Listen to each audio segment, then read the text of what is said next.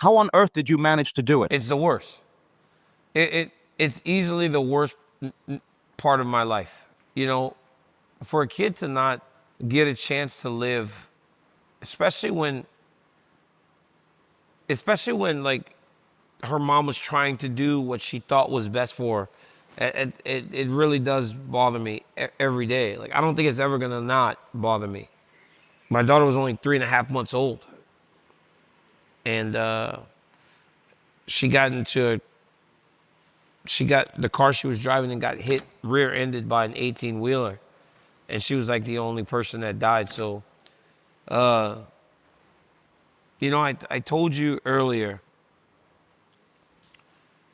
that I never understood that pain that my mom felt when she screamed when my father passed away until that.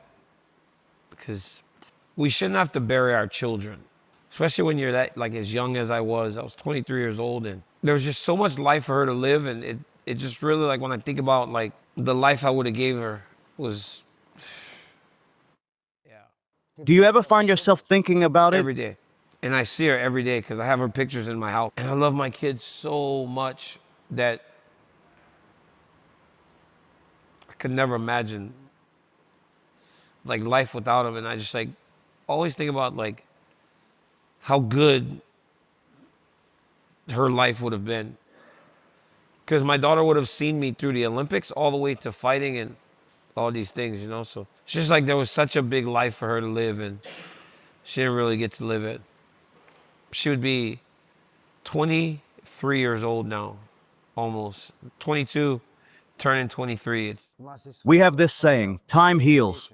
It makes it... Does it not work in your case? Time made it manageable. And an extremely busy life made it manageable. If I didn't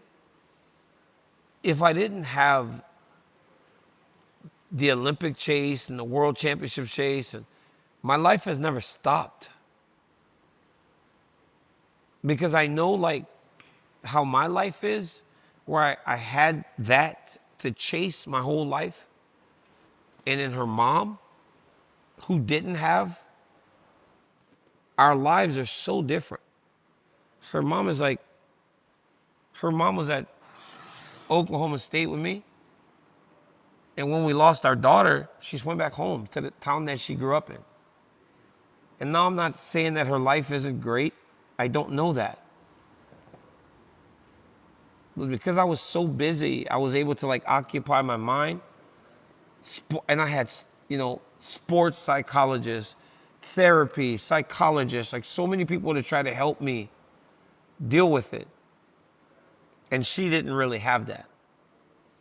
So now it's like our lives are just different. At that very moment when this terrible tragedy happened, what exactly were you and your wife discussing with each other at that time? Did you discuss it often?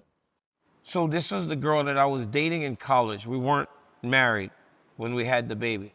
But I tried to, like, just be there for her as much as I could. We were not together at the time. We were gonna just raise our kid together. But it's like there's nothing for me to tell her. We were children, we were kids. We were 23 or 21-year-old kids. I couldn't find the words.